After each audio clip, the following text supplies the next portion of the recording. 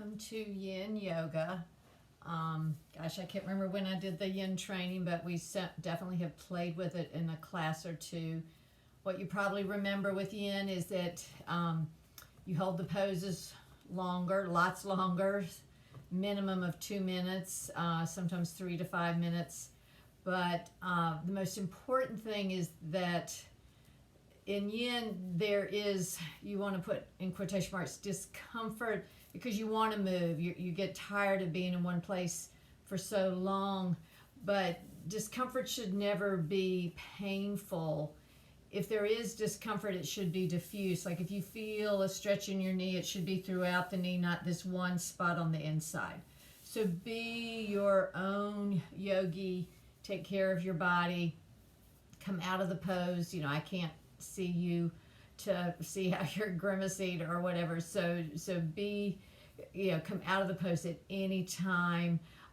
As I will tell you more, there is a little bit of fragility, you could say discomfort coming out of the poses, but certainly it shouldn't be, terrible. So as I said, do not force things. So the beauty of a Yin practice is that it enhances stillness. There's nothing like a good vinyasa, but sometimes our bodies need stillness, our minds need the stillness.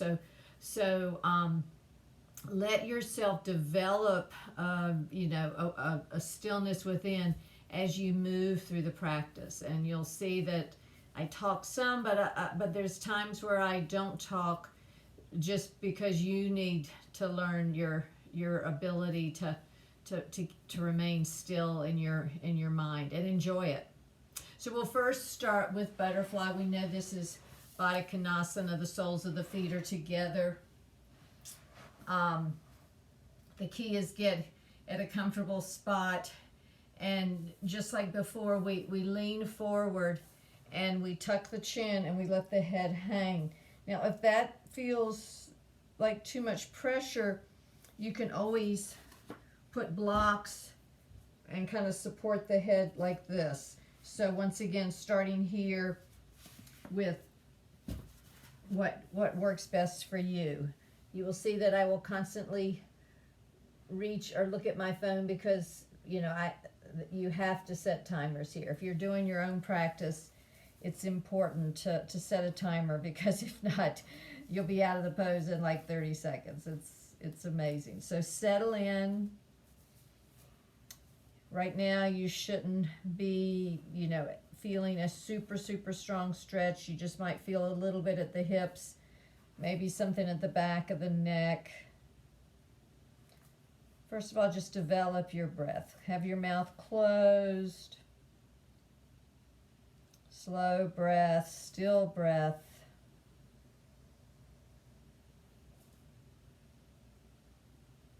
And then the biggest question that normally people ask is, how far should I go? And it's, you talk about the edge. How far into the edge should you go? And it's individual.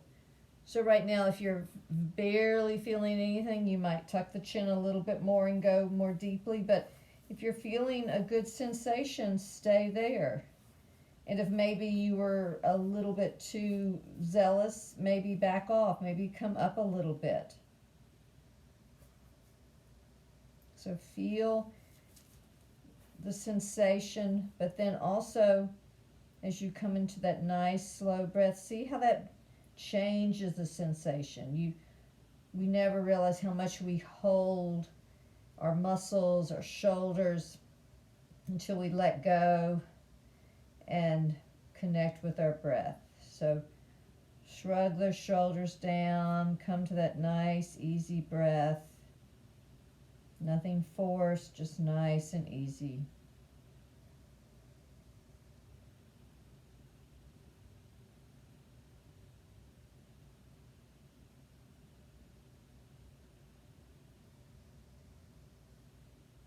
And notice, what is your mind doing? Are you already saying, oh, no way, I can't do this? Or are you going, this is nice just to kind of chill and breathe.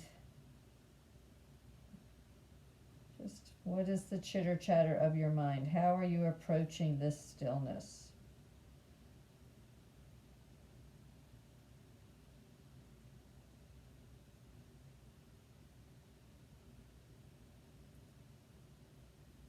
As you continue to feel the sensation, try to not feel like you have to keep going more deeply and more deeply. Some of you are flexible enough that you won't feel much, and then others of you will feel something, but then the sensation will go away. That doesn't mean go more deeply. Sometimes, especially with your first time, stay, at maybe that second edge. We already went maybe a little bit more deeply.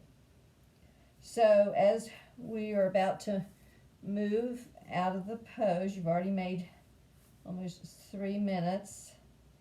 Know that there's, like I said, a little bit of transitional uneasiness, fragility, however you want to do. So move slowly. So to come out of this pose, you're going to tuck the chin and slowly unravel.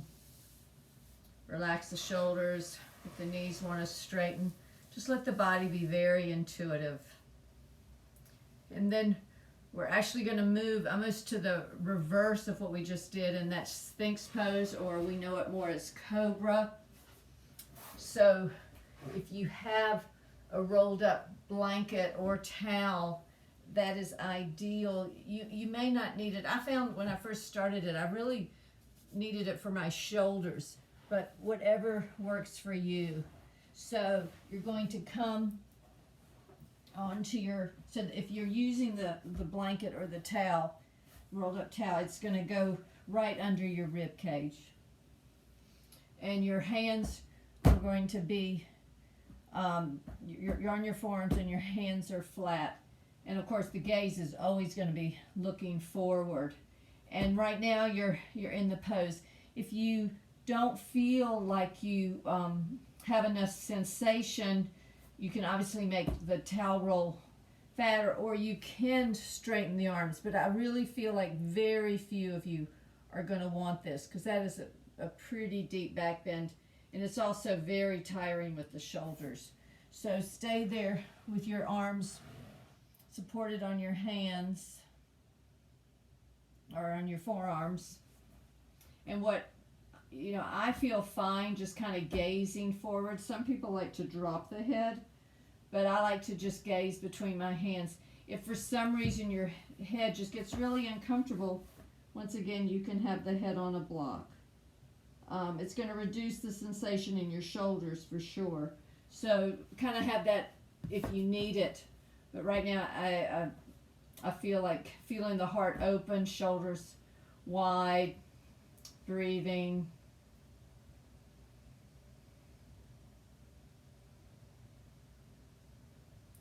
So besides people asking, how far do I go? How much do I push the edge?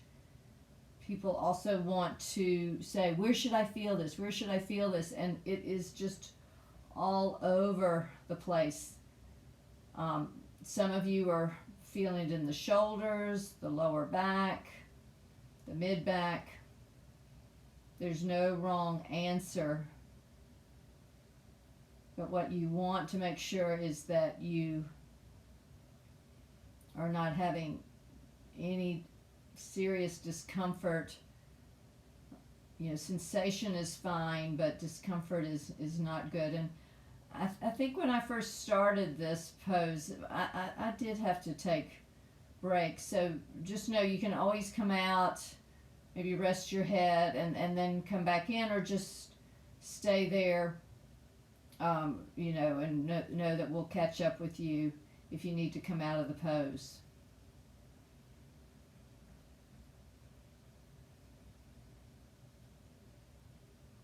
So once again, check in with your breath.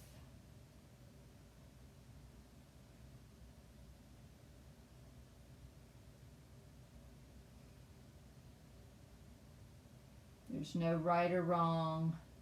In fact, the right thing to do is listen to your body, so don't force it at all.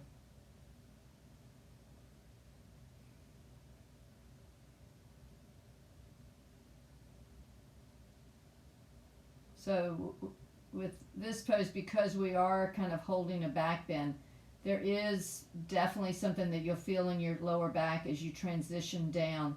So the way we transition down is that you remove the roll and you stack the hands on top of each other. So as you do that, so remove the roll and then stack the hands. This is alligator pose. So you're just letting the head go to the top of the forehead to the stacked hands. And you breathe.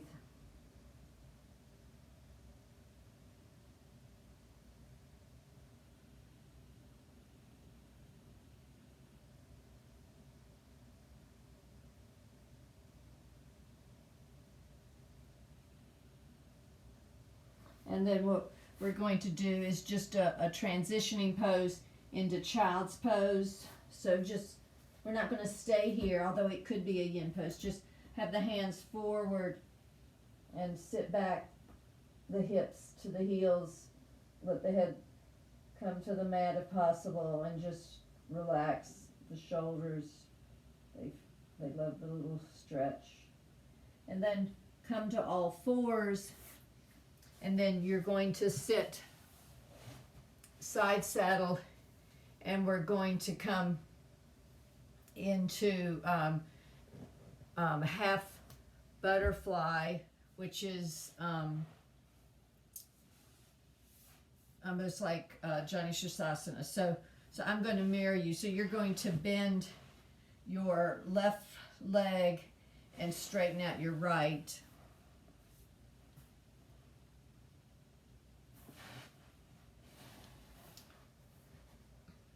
And here, as always, you can have something under your knees. Because we're here for so long, I highly recommend, if you feel like you have to have support, I mean, have the knee bent, you have some support underneath it, because it'll just be better for you in this. So this, we're opening up the hamstrings, but this is more of a lateral bend. So you're going to, once again, you may want some blocks to support you, because what you're going to do, you're going to raise the left hand and you're going to side bend to the right. And so if you have blocks under your right arm, it's just a little bit better. If you feel like you don't get enough sensation, you can certainly just have the right hand there. The key is that you're reaching, and then just a gentle side bend, and just know that this is going to get some you're going to get tired. It's fine, we're not really trying to build strength here. It's fine to rest the hand on top of the head. It'll change the sensation just a little bit. I won't get into the details of the anatomy, but you'll feel a little bit more in the triceps with the hand straight versus bent, but you can certainly do that. So this is somewhat active, but also try to find a kind of a sweet spot where you can just once again be, and you can close your eyes and breathe.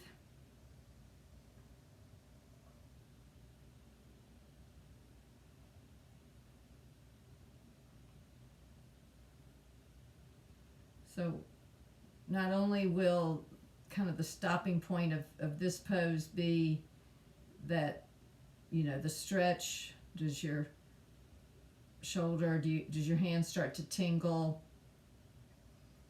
Is the stretch too much in the shoulder or the side? But you also may get tired of having the arm up. So come out, shake the hand out. Even though the tingle is certainly, you're right, it's a sensation of stretching a nerve. As long as it's not sharp, as long as it's kind of like your hand's asleep, that really is okay. So, but once again, if it's just too uncomfortable, you can come out of it. Breathe. This is a taxing pose, so close your eyes, feel the stillness.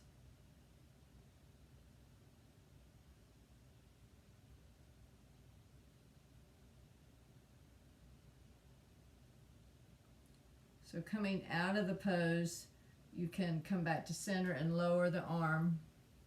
You can shake it out, straighten out the left leg, and then bend the right knee, straighten out the left. If you need that blanket under the left knee, feel free to do that. And if you need a block on the left side of your arm. So you're going to reach up the right arm and then reach high, and then you can support yourself with the left arm being straight, or it can be on a block, whatever feels the best.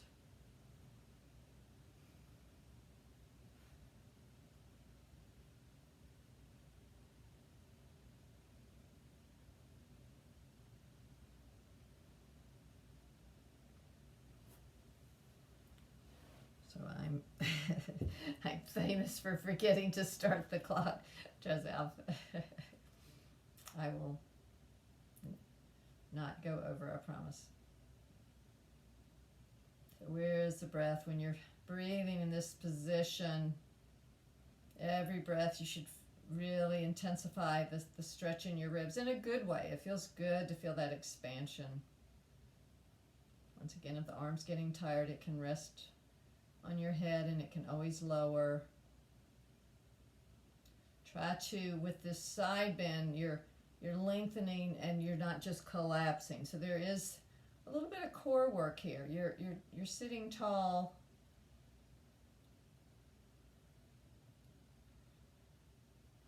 Breathing.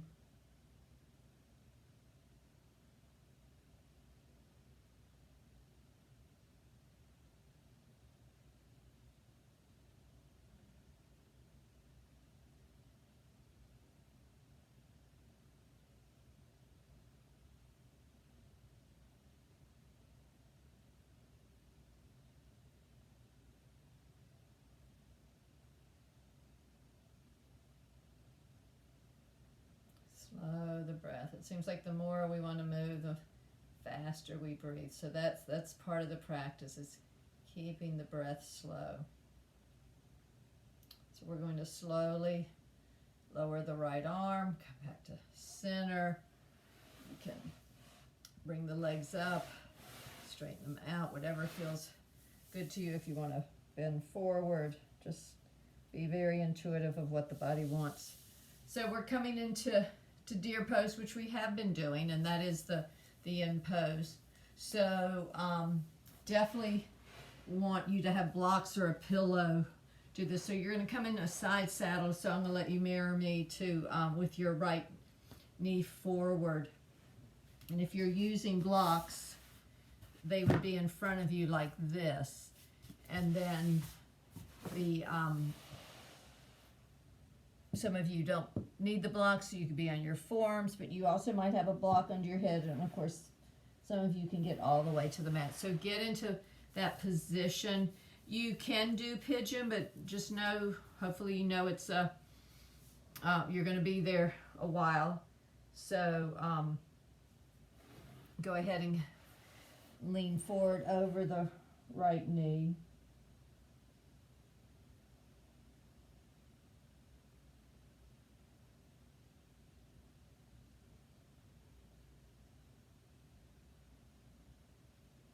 So with the trunk supported, it is something that you can relax into. And if the sensation in the hip is too much, come out a bit more. But it may be that with your breathing, the letting go, you can become more comfortable, you know, maybe further down than you normally come.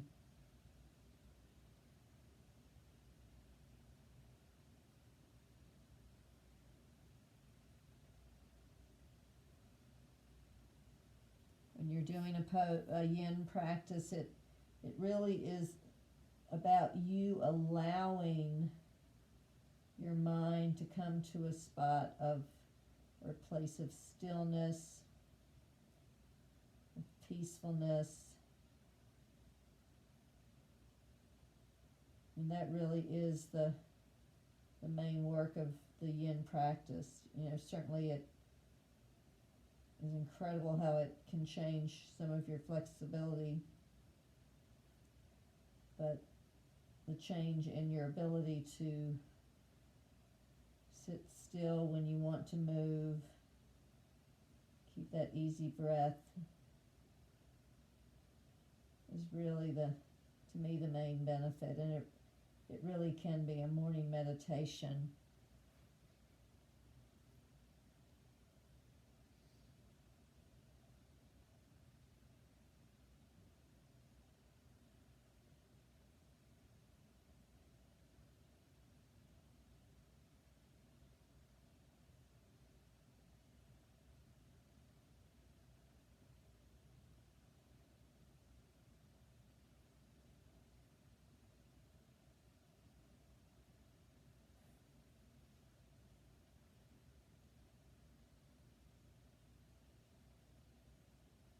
So as we begin to move out of it, you come to your forearms, come to your hands, come out of the pose. You can straighten out both legs if you need to, and then shift to the other side. So shifting onto your left hip, knowing that different sides can feel differently. So you may not have used a block on the other side, but you might need it on this side or vice versa. So coming down easily, you may have to come down gradually.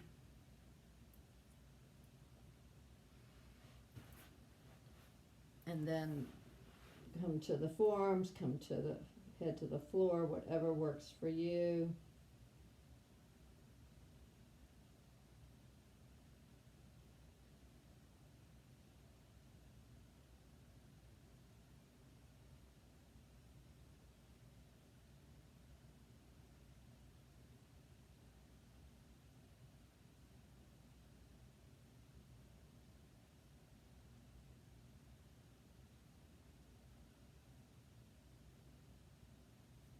So with yin, certainly at the back of the hip, we are, creating tension, which if done regularly can create more flexibility. But in the front, we're compressing the hip. And the founders of yin were really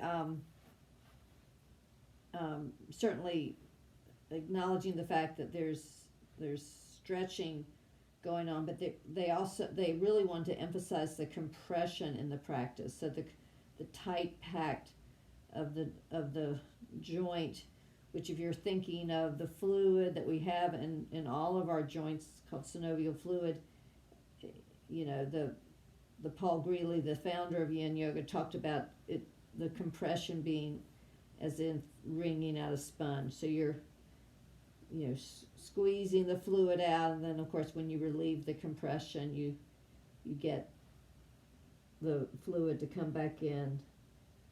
So just know the fact that you might feel a teeny bit of a pinch in the front of your hip. That's okay as long as it's very mild, and once again not sharp. Sharp is never a good sensation.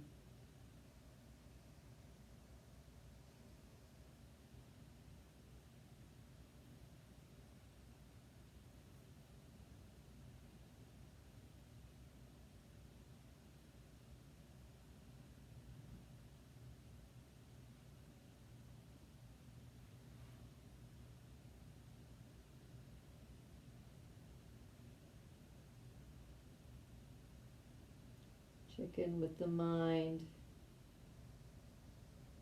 As if you're meditating, you want to, I know it would be an easy thing to try and do something to kind of take your mind off wanting to move. So you'd be doing a little shopping list, but you then miss half the practice. Half the practice is just being still, focusing on the breath. So slowly come to your hands, come to your forearms, straighten out both legs. So the next pose will be on the wall. If for some reason you weren't able to get near a wall, you can do it without a wall, but it's certainly going to be a different pose. I mean, you just feel so much sensation. So we've done it. It's the figure 4 stretch. But so what you're going to do is get close to the wall and bring both legs up, and then slide the legs down and place. We'll go ahead. We'll do the same leg. The right leg on top of the left thigh, and then you continue to lower the leg. And if you're not feeling a sensation, like I'm too far from the wall, I need to get a little bit closer so you feel that sensation. So you slide the leg down, and it pulls it upwards, and you're obviously feeling the stretch at the back of the hip. And you just stay there. So if you can't have the leg on the wall, you can just have the left foot on the floor with the right leg on the thigh. And so this way you don't have to hold it. So you can put your hands on your belly. So this truly is relaxing, but it is deceptively deep. And you may go, whoa, I brought my leg way too far down. And just see how you can feel it. See if you can relax the tension. But if you need to adjust, so that, meaning that it's too much sensation, all you have to do is raise the left leg higher up the wall, and that'll take some of the tension off of it. So breathing here. I have my hands on my belly so I can focus on that slow inhale and slow exhale.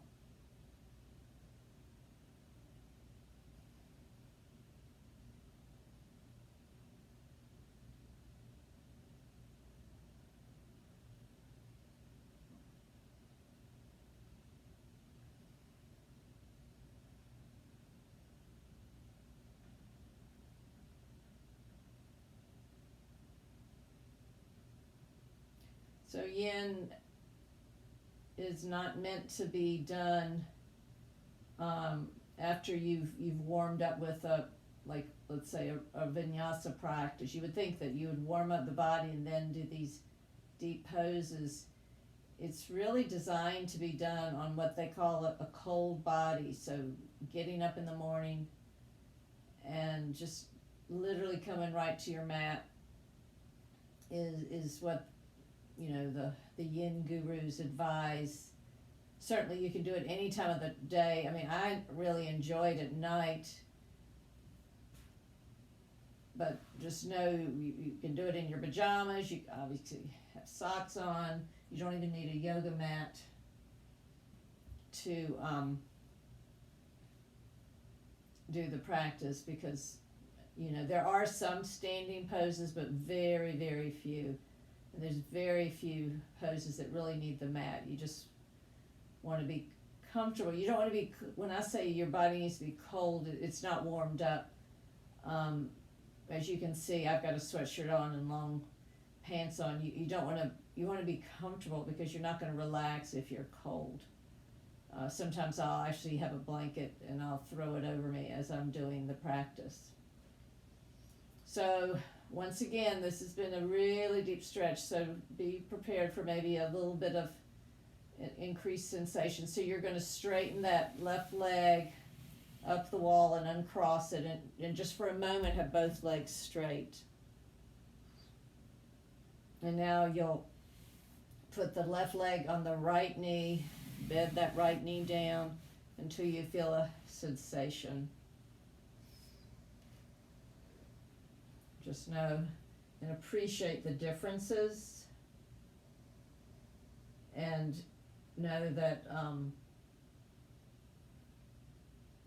trust me, I'm not checking my email. I keep doing a lap instead of resetting the clock. So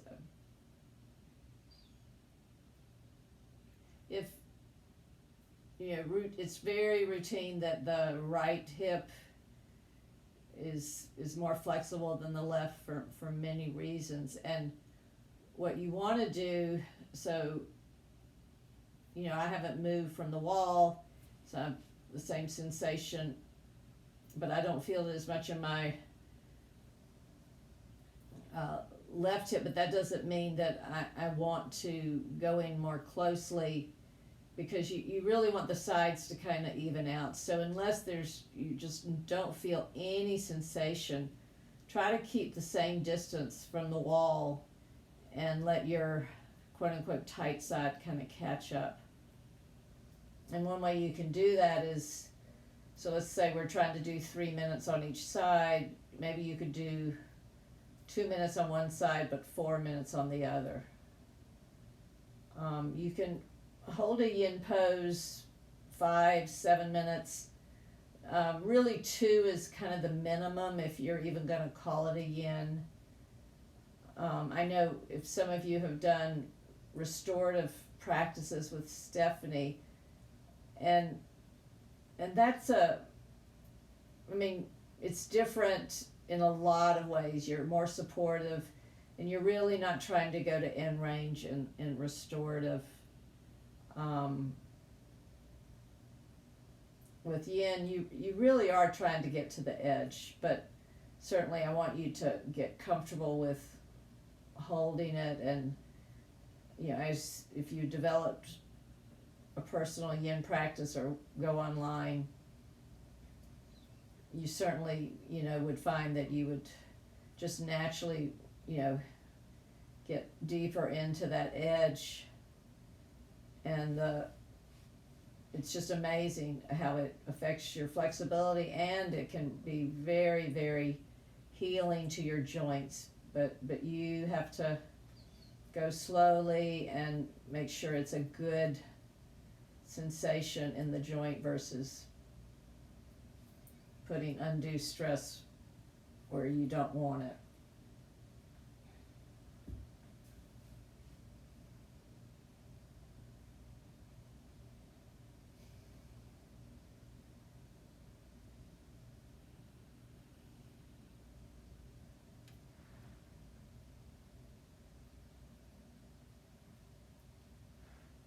So as we slowly begin to come out of this pose, you're going to straighten the right leg, uncross the left. You can be in legs up the wall for just a moment. You can stretch your arms a bit. And then you can roll to one side to come up to sitting. So the next pose, it has the craziest name, and I'm not sure if we've done it. I think we have. It's called Bananasana, so Banana Asana. So as you can imagine, the shape is a banana.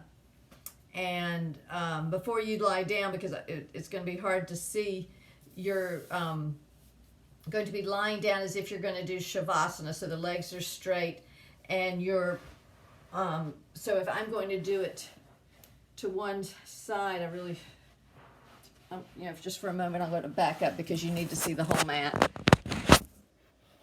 And should have tried this. So what you'll do is, I may even have to do it half kind of category. Yeah, this will work better. So you're going to lie down, and you're going to, so I'm going to be a banana like this. So I'm going to cross my right leg. Watch me first, and then I'll go through it again. So I'm going to cross my right leg over my left, and then, I'm sorry, the first thing you do is bend the knees and shift your hips to the right, and then straighten your legs, cross the right leg over the left, and then you're going to clasp your right,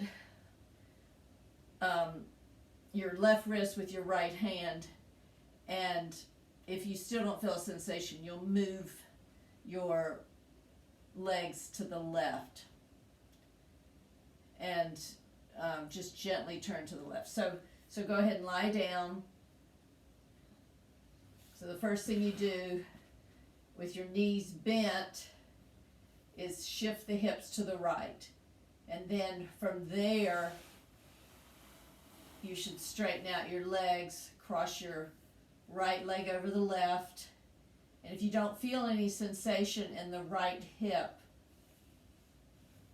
you can move the feet, but usually just crossing that leg, you do. The arms are straight over your head, and then you take the right hand and clasp the left and move the arms to the left, and then breathe. So this, it seems so easy or nothing strong sensation when you first start, but it's amazing how quickly you feel the sensation, and the reason is you are literally taking fascia from the ankle bone on your right leg all the way up through your arm. So you're getting deep bands of tissue. So if you feel like you've gone too far, you can back off, you can uncross the legs. You do not have, I didn't say that, you do not have to cross the legs. For some people, that creates such a rotation in the spine that you don't feel it. What you should feel when you cross the right leg over the left is you'll feel something over your hip, but it shouldn't, you shouldn't feel it in the lower back, that you're twisting the spine.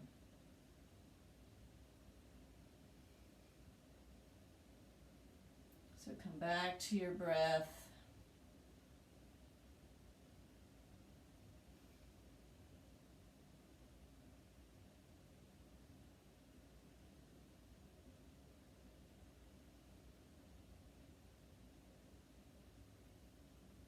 So yin is not for sissies. So the strong sensation, as long as it's diffuse and not centered in the lower back, it really is okay. Tingling is okay. There's just so much tension you're putting on the deep fascia. So we're just doing this one for 2 minutes. So slowly, first of all, uncross, take your right leg off the left, bring your arms down, bend the knees, and if you feel like you need to, you can bring your knees into your chest, and then relax the legs down, so the knees are bent. You're going to shift now the hips to the left, straighten out the legs, take the left foot on top of the right, reach the arms overhead, let the left hand clasp the right,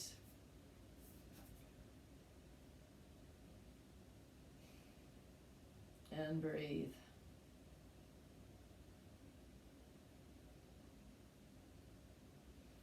And of course, I forgot to set the clock.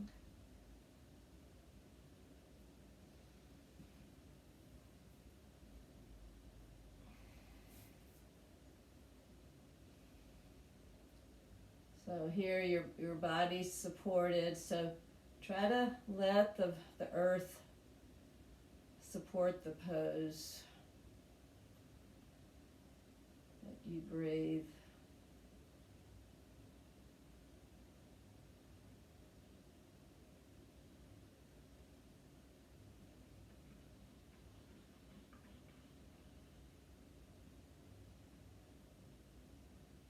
Are you enjoying the stillness a bit more, because you can get there and just be in the pose, allowing your mind to be quiet even for just a few moments, few minutes.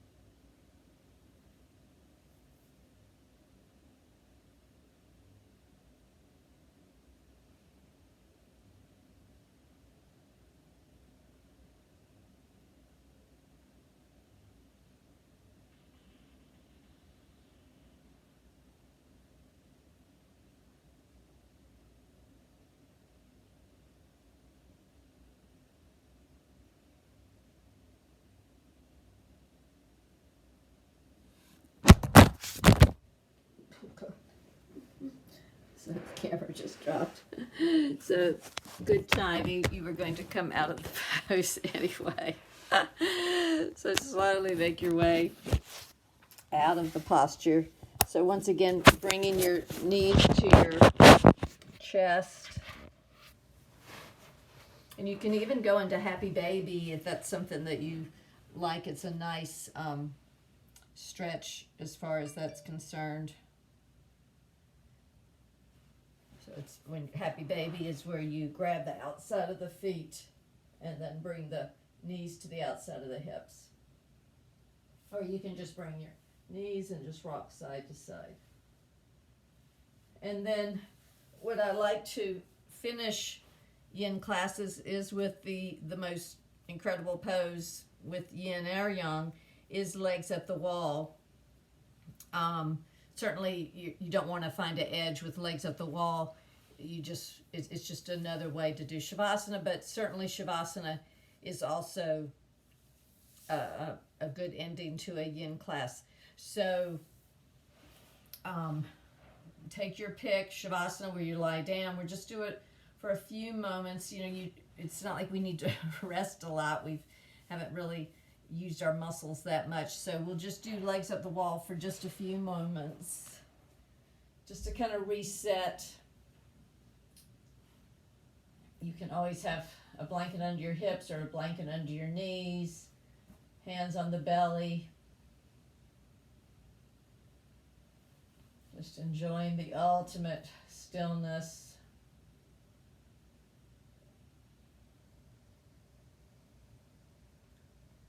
So I know it's not very relaxing to have to keep gazing at a clock or a stopwatch, but it is important to take, to stay in the pose. 2 minutes can seem like an eternity, 3 minutes for sure. So if you really object to that, you can count your breaths. So for example, when I'm doing a yoga practice, I tend to do about 10 breaths a minute. So if I want to stay in a pose 3 minutes, I count 30 breaths. But it's so easy to get distracted. Your mind is just trying to foil you. So until you really get, I think, comfortable in it, I think setting the clock is fine. You can certainly set an alarm to ding. I just kind of do a running stopwatch. So it's up to you. You can have an alarm that goes off every 3 minutes.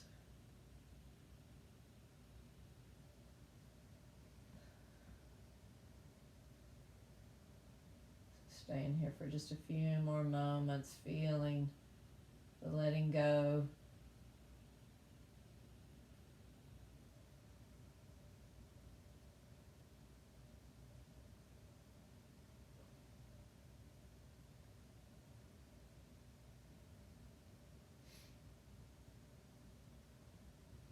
And then relax, bending the knees, rolling onto one side, coming up to a sitting position to end your practice.